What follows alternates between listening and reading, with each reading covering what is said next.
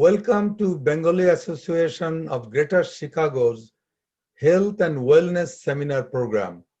I'm Deepak Ghosh, coordinator of the seminar programs. Tonight's topic is healthy living for your brain and body. For centuries, we have known that the health and the brain and the body are all connected. But now science is able to provide insight into how to make lifestyle choices that may help you keep your brain and body healthy as you age. Join us to learn about tonight the latest research in the area of diet and nutrition, exercise, cognitive activity, and social engagements, and use hands-on tools to help you incorporate these recommendations into a plan for healthy aging. It is very important to keep in mind that this presentation or program is not just for the senior members of BAGC.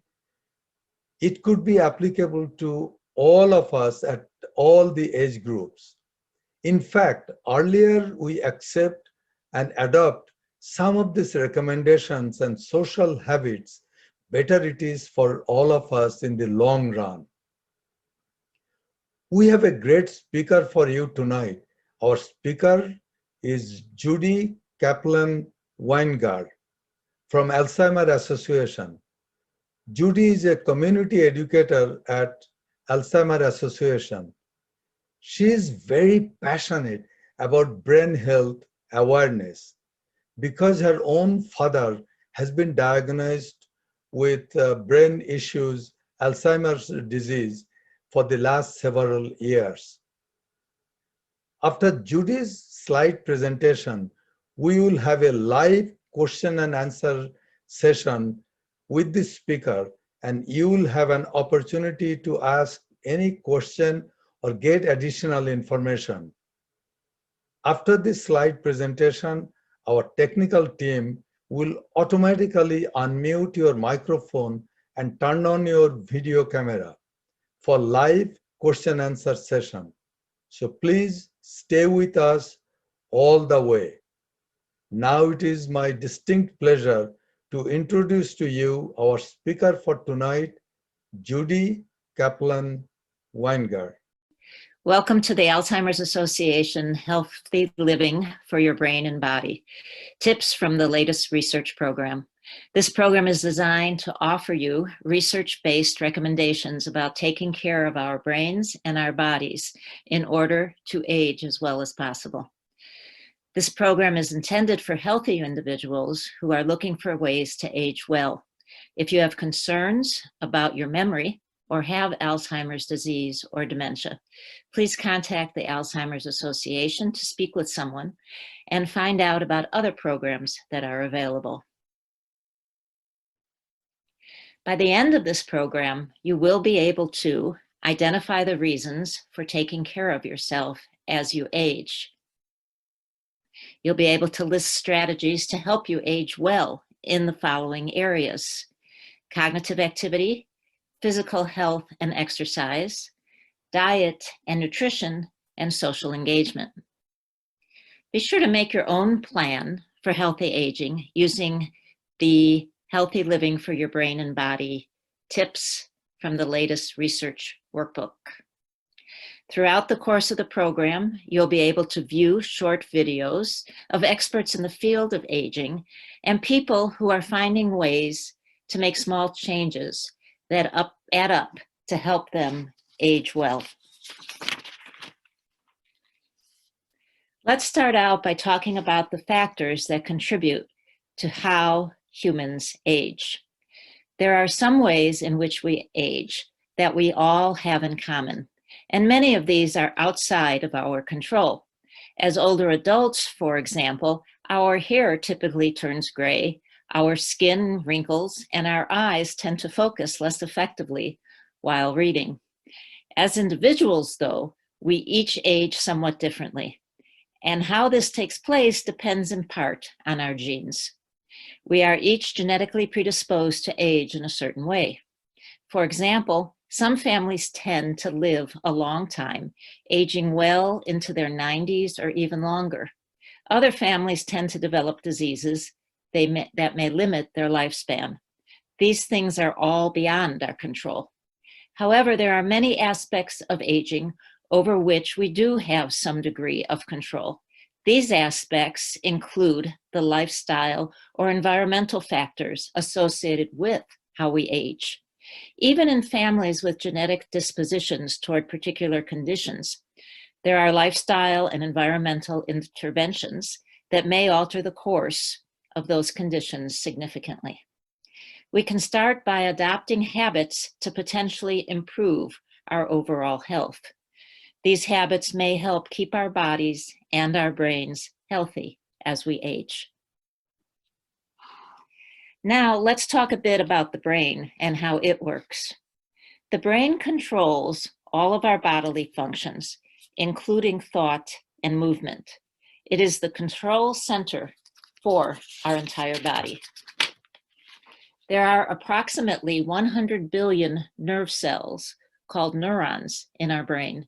They are structured like branches of a tree, creating a network of pathways through which electrochemical signals are sent to form thoughts, feelings, and memories. Alzheimer's disease progressively destroys brain cells as it moves throughout the body and the brain, affecting more functions as it progresses.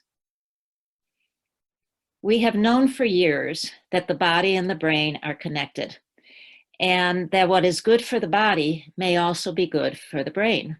Now, science is able to tell us why this is true and what we can do to maximize our health. Much of the brain-body connection is due to the fact that the brain is nourished by the body's richest network of blood vessels. The oxygen and other elements delivered to the brain through the bloodstream keep the brain nourished. Each time your heart beats, 25% of the blood being moved goes to the brain.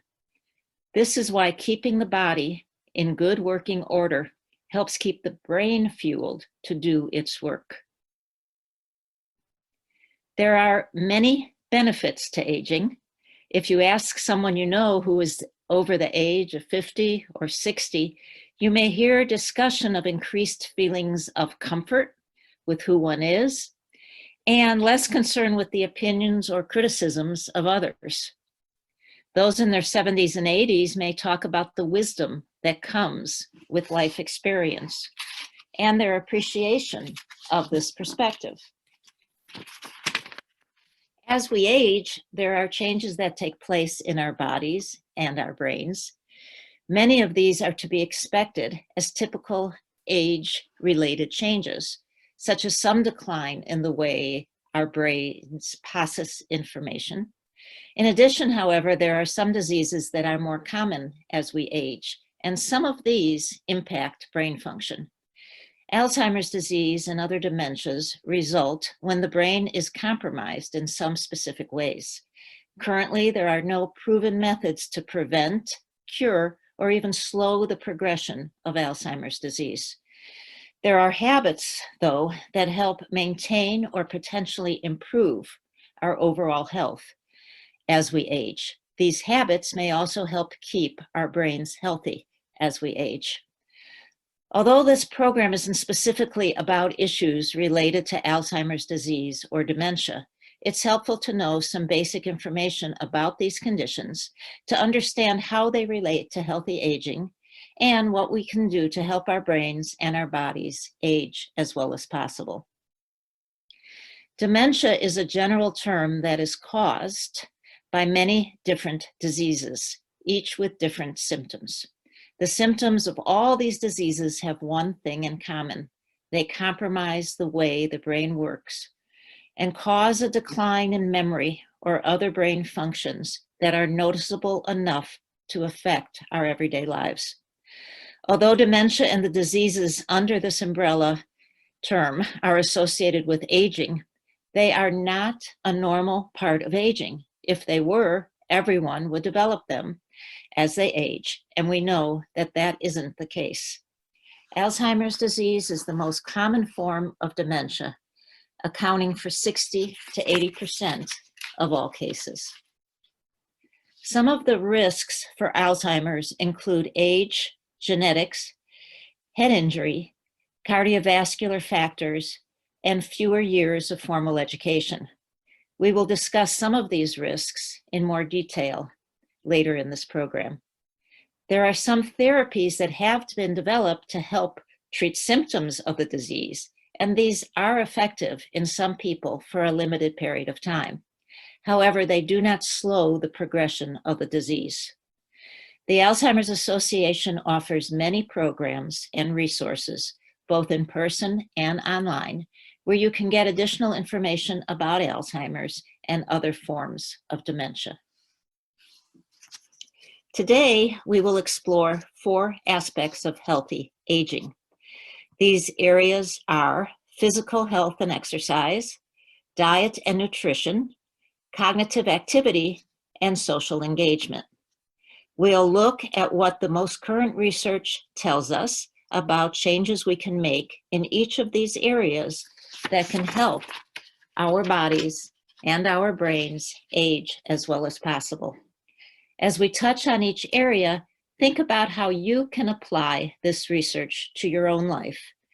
Consider how you can do what you enjoy, make gradual changes, and start now, regardless of your age.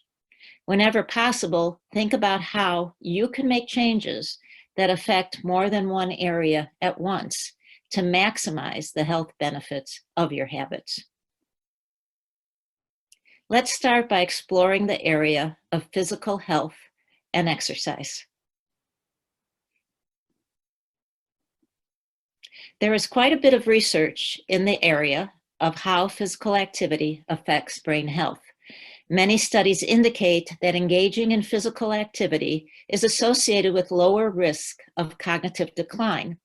So many researchers say that if people had to choose one thing to do to improve their brain functioning, it should be exercise. Some evidence suggests that exercise may directly benefit brain cells by increasing blood and oxygen flow, and by reducing other dementia risk factors such as high blood pressure, diabetes, and high cholesterol. However, there's no single recipe for what may work best. Most researchers believe exercise should be regular and on the more vigorous side, but other studies have shown benefits from mild activity, such as walking. In our first video, Woodley describes developing a new habit. It's surprising how you can easily build up habits of just taking 15 to 20 minutes out of your day to go down, hit the treadmill, and just do it. Just do it. Just get on it, put my headphones on, and just walk at a nice brisk pace for myself, build up a quick heartbeat, quick sweat, and it's amazing how quickly I can go from 15 minutes to 20 minutes, and then over time 30 minutes, and over time 40 minutes. Before you know it, you're up to 45 minutes of walking, and even at a higher incline and also at a higher pace. And again, it's all about incorporating habits in the choices that we make. So as Woodley said, developing a new habit can happen surprisingly quickly. Progress comes with choosing to stick with this new behavior. So think about creating an exercise habit that can begin with just 10 to 15 minutes a day of activity. The most important recommendation is to be as active as you can and to incorporate activity that you enjoy, so you will continue to engage in it. If this is new for you, start out small. Walk around your neighborhood a few times a week. Take the stairs more often, or park your car farther away from your destination than you usually do. The little changes add up, and research shows that even 20 to 30 minutes of walking a few times a week can have health benefits. Participate in cardiovascular activity regularly. This will increase the blood flow to your brain and your body, providing additional nourishment. Research has shown that for most people, any additional movement is a positive change that can have an impact on your overall health. The Centers for Disease Control and Prevention have developed recommended guidelines for physical activity. For more details about those recommendations and how you can reach them, you can look at the CDC's website. So briefly, just go on www.cdc.gov and look for physical activity and their guidelines. So in brief, what they tell us to do is move safely to prevent injury, wear a helmet, of course, when biking to protect against head injuries, and wear other protective gear when you need to for other activities. Ask friends to join you. This way you can make it social, a benefit for your brain and body as well, and get support for continuing with your routine. These days, a lot of people are walking 6 feet apart from their friends. I see it all the time, and it's okay. Just be careful where you are. Consider physical activities. They may also be mentally or socially engaging, such as taking a dance class, joining an exercise group, or engaging in a challenging sport, such as golfing or playing tennis. And of course, today, because of COVID, see what you can find online if you have access to online programs, because there's plenty of them that you can do at home. And finally, remember that it's never too late or too early to start. No matter when you start, your body and your brain will still reap the benefits. Studies have found that smoking increases the risk of cognitive decline and may increase the risk of dementia. Additional benefits of stopping smoking include a lower risk of heart attacks, stroke and lung disease, better blood circulation, and avoiding exposing others to secondhand smoke. Alcohol also, as we know, has many effects. Although a glass or two of red wine is commonly thought to have health benefits, you should not start drinking if you don't already do so. Also, excessive drinking of alcohol has some serious negative consequences, including slow or impaired communication among our brain cells, fuzzy memory and drowsiness, long-term changes in balance, memory, emotions, coordination, and body temperature. And it can react negatively with many medications, leading to potentially dangerous or even life-threatening consequences. We need to get enough sleep. Inadequate sleep due to conditions like insomnia or sleep apnea can cause problems with memory and thinking. We need to avoid any injury to our heads. Head injuries and falls can contribute to physical and cognitive difficulties. So again, wear a helmet if you're riding a bike or playing sports that could involve injury to your head. Studies have found that regular physical exercise decreases stress, increases your ability to manage stress, and leads to better overall mood. Monitor your level of stress, take action to minimize it, and seek professional assistance to address anxiety, depression, or other mental health concerns. Be sure that you've informed all of your doctors about all of the medications you take and have them reviewed by your primary doctor at least once a year.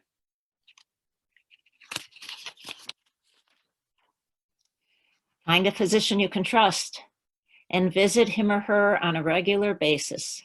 Follow up on all recommendations. This is one of the best things we can do to maximize our health as we age. Growing evidence suggests that many factors that increase the risk of heart disease and strokes may also increase the risk of dementia. These include high blood pressure, diabetes, obesity, and possibly high cholesterol. Although there's good research being done in these areas, more is needed. Here is what we know now.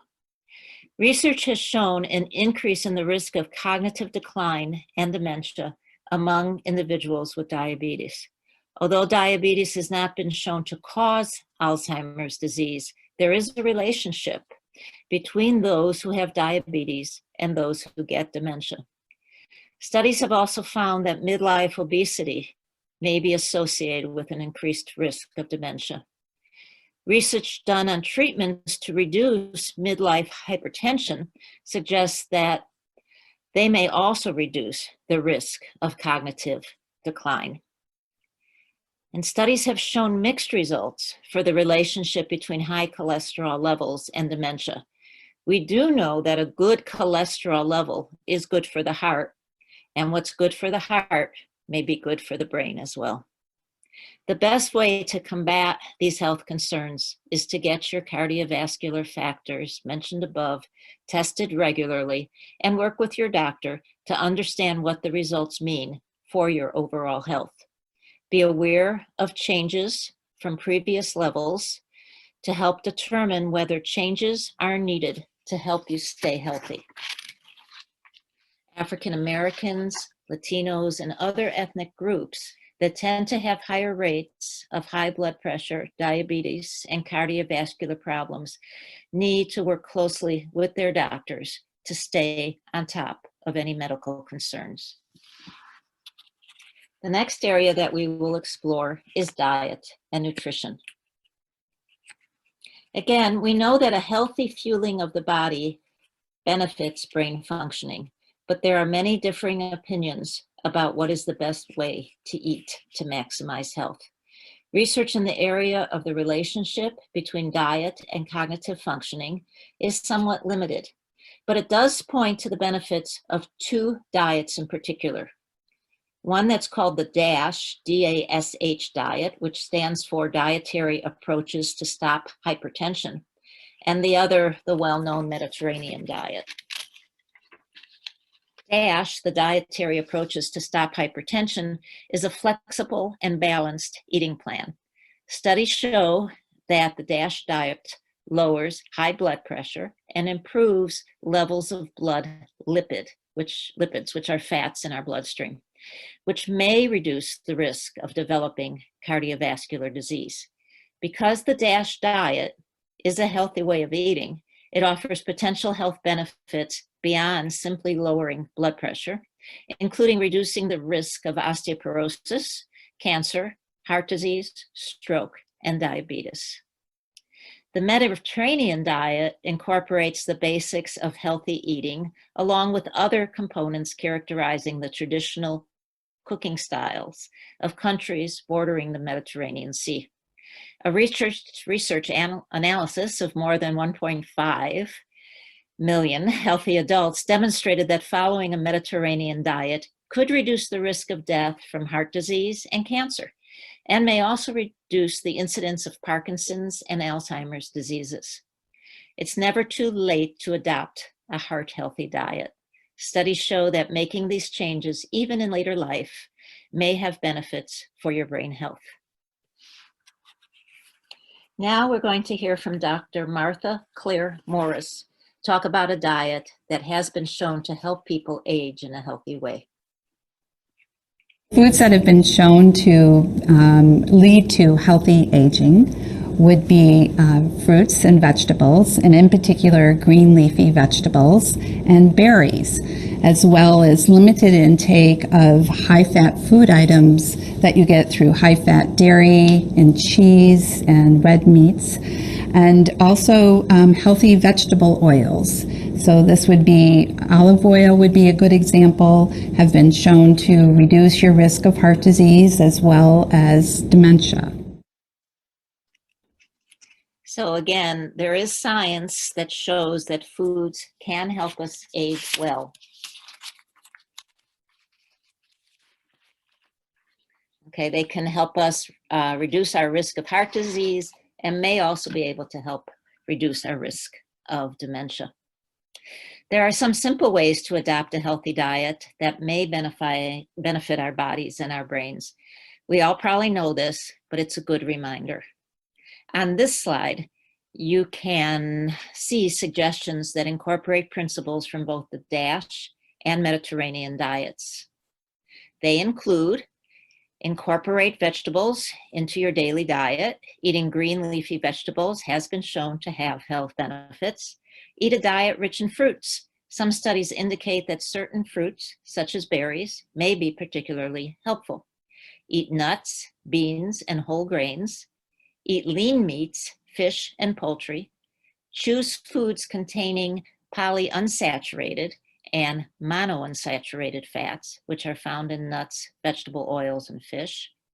Aim for a diet low in saturated and trans fats, and stay away from processed foods, deeply fried foods, and excess sugar and salt.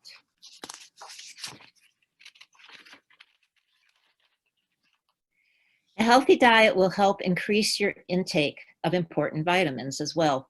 Some research has shown that vitamins such as vitamin E or vitamins E and C together, vitamin B12 and folate may lower your risk of cognitive decline and possibly Alzheimer's. This research has resulted in some suggestions that taking dietary supplements will lower your risk. Dietary supplements and nutraceuticals, or medical foods, are made for those with nutritional deficiencies and are to be used only under the supervision of a physician. Labels for medical foods or supplements cannot make drug claims or state that they alleviate symptoms of diseases because they are not drugs as defined by the U.S. Food and Drug Administration. Many are created with little or no regulation and may be potentially dangerous. Beware of any false claims. With all types of supplements, it's important to keep in mind that they are not without risk.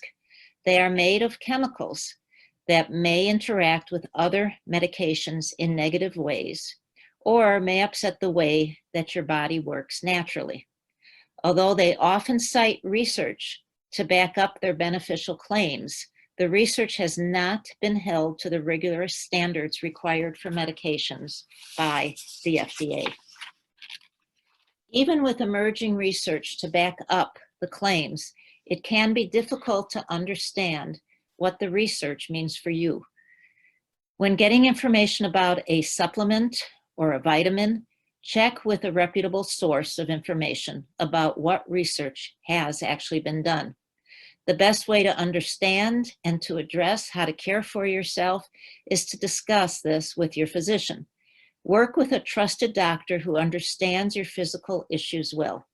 He or she can provide the best advice about how medications, vitamins, and dietary supplements may interact in your body. It is important to discuss any changes in medications with your doctor. Now we're going to look at research in the area of cognitive activity.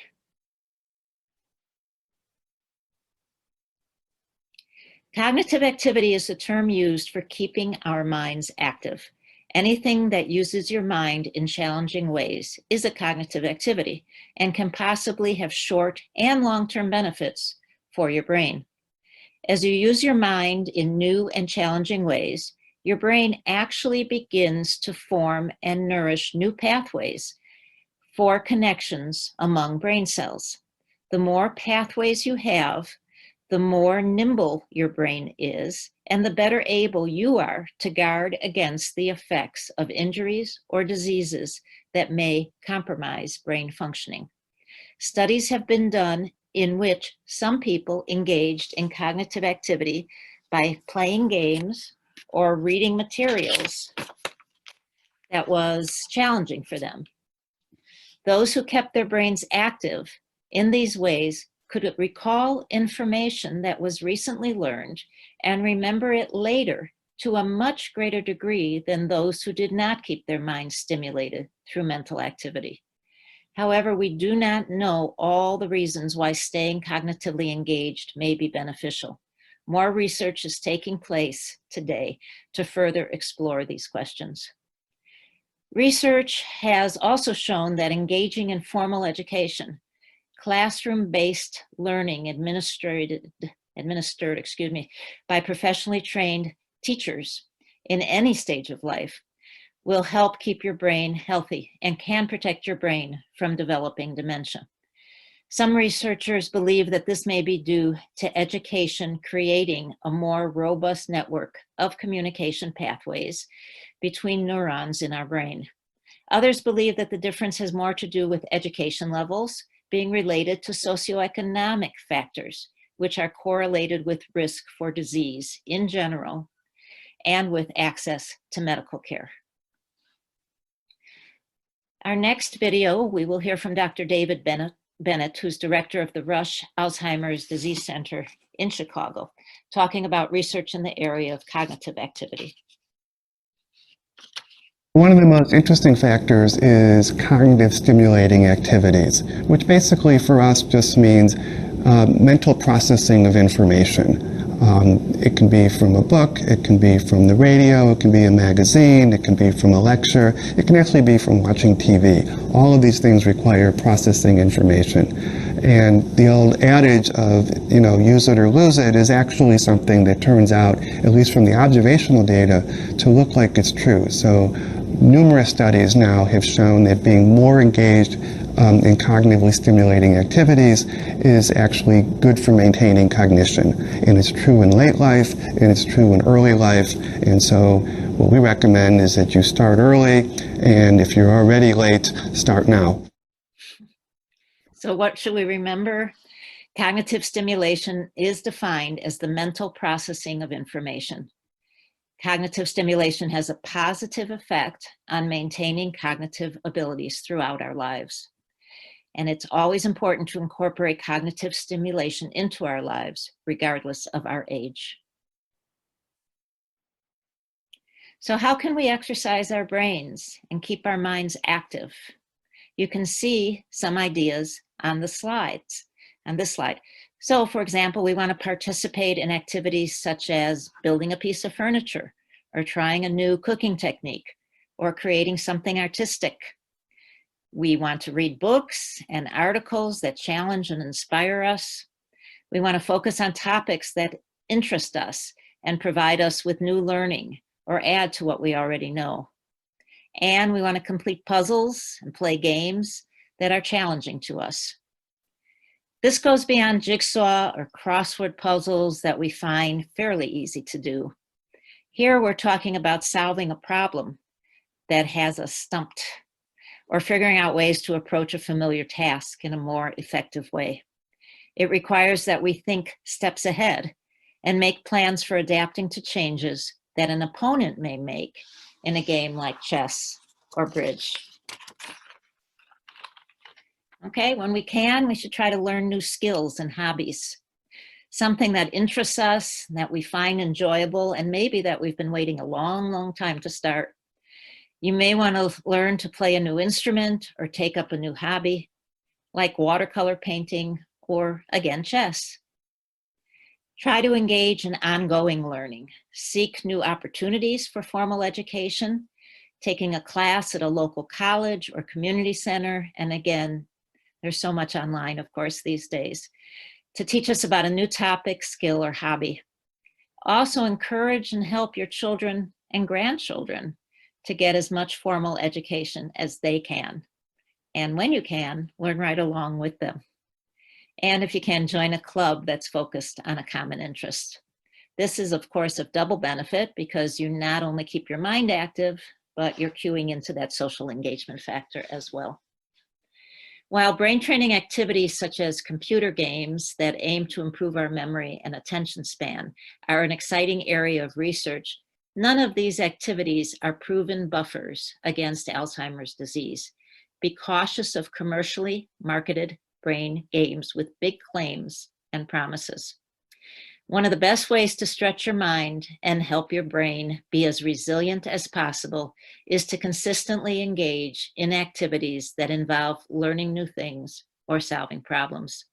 Be sure to choose activities that you enjoy to increase the likelihood that you will continue to engage in them over time.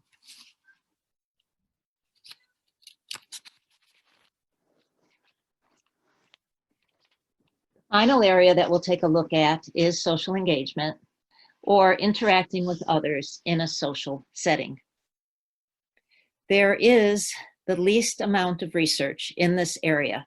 However, there is some that indicates that connecting with others socially may benefit brain health and may actually delay the onset of dementia. Those who are engaged with others also tend to have reduced rates of mortality and disability. Researchers aren't sure how, why, or if social networks may help keep the brain resilient against Alzheimer's disease. Some scientists say that the traits that enable people to build and maintain friendships act as a buffer against cognitive impairment. Regardless of the reason, we know people don't do well in isolation.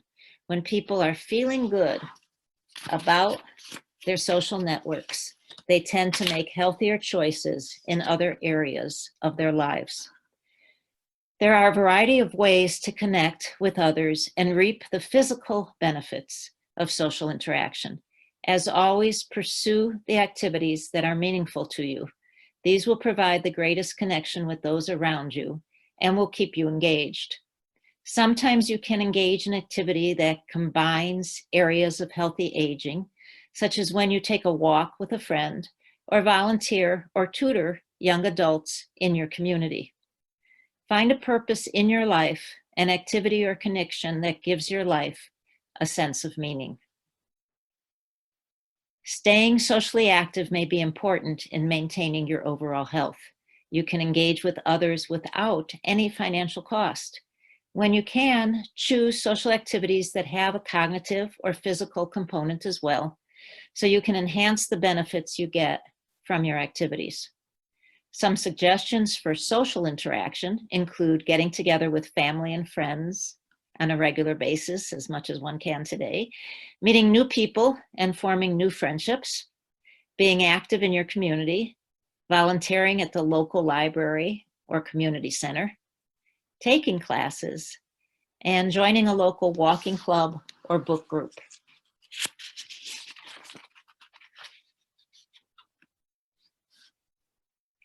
Okay, now let's put all of these pieces together. Each of the 4 components we explored has potential benefits for physical and cognitive health. Recent research, however, suggests that combining activities in all 4 areas may have the greatest benefit in maintaining or improving brain health. We're going to see another video with Dr. Bill Tice, who is the Senior Scientist in Residence in the Medical and Scientific Relations Department of the Alzheimer's Association. He will talk to us about a recent study that's making a difference in what scientists are able to tell us about healthy aging. Recently, at the Alzheimer's Association International Conference, there was a study reported of the results of a large clinical trial that was done in the Scandinavian countries. And in this trial, they took half the people in the trial and they adjusted their exercise level, their diet, their social engagement, and their mental stimulation. They developed programs for each one of those variables, changed all of those for the people that were in the test group, and the control group just lived as they had been. There is a tremendous benefit to doing studies where we make changes and observe after the fact. That's a much stronger study than just observing people and trying to make judgments after life has changed for them. To my mind, one of the things that this has done is it's changed the force of recommendation that we might make around the benefit of these interventions for prevention of Alzheimer's disease or for brain health. And the fact is that I think it's moved it from possibly exercise, diet adjustments, social engagement, mental stimulation are useful, to probably. And that's a big change and makes it easier for people to make those kinds of adjustments for the benefit of their future health. So again, just to summarize, the doctor cites a recent study in Scandinavia that tells us that when exercise, diet, social engagement, and mental stimulation levels are increased to a prescribed level, more of those participants experienced benefits over the control group who hadn't made any changes. And he also said that scientists are moving towards saying that these interventions may in fact make a difference. And with more evidence emerging, the scientists are also able to say that they probably do make a difference. It's a major shift in the messaging that reflects the research. So overall, we want to take a holistic approach to wellness as we age. Consider your health across many components, including the physical, intellectual, social, spiritual, emotional, and vocational areas of your life. You can make simple changes that will have a cumulative effect, helping you live as well as possible. Try to begin today. It's never too late or too early to start living in a more healthy way. Remember, we can start small and build. We can pick one area to start with and expand from there. We can take our changes step by step. Remember to do what you enjoy because you're more likely to stick with it. The more we enjoy what we do, the more likely we'll follow up and even look forward to doing it again the next day. Okay, do something that you can manage in the time you have available to you. Okay, and again, one that you know you can stick with over time. Let's try to make healthy choices. Let's try to exercise and eat a nutritious diet and reduce our stress as much as possible. Maybe you're good at making a plan for all of this. If so, write it down. Document your plan on paper or on a calendar. Keep track of your progress as well as any obstacles that may hold you back and of ways you might be able to overcome them. Reward yourself for small changes and your overall progress. Try to get support from others. Let other people know about the changes you're making. Engage in activities that have a social component. Celebrate the victories together. And have fun. Be sure that the activities you choose are enjoyable and try to reward yourself for your successes. Aging can present health-related challenges that can take an emotional, financial, and physical toll. You can find many products on the market with medical or health-related claims that may be backed up by inaccurate or misleading research. These products and services may be expensive or time-consuming and can arouse false hope. Some may actually be dangerous to our health. Don't let your desire to find a cure or a quick solution to these challenges override your good judgment. These claims should be backed up by solid research, research conducted with a large number of people, research that has been replicated, and research that's been published in a peer-reviewed journal. Before trying anything new, consult with professionals who know your situation and who are reliable sources of information. Your personal physician is the best one to talk with about what your needs are and whether a given product will be helpful or harmful to you. Local pharmacists are also great resources for information about drug and over-the-counter supplement interactions. The Alzheimer's Association website at alz.org can also be helpful. The site offers a lot, very much up-to-date information on research, as well as all sorts of other ideas to get you going and thinking about and maintaining good health. Thank you very much for joining us today. Thank you, Judy. That was a very good informative presentation, packed with a lot of good information.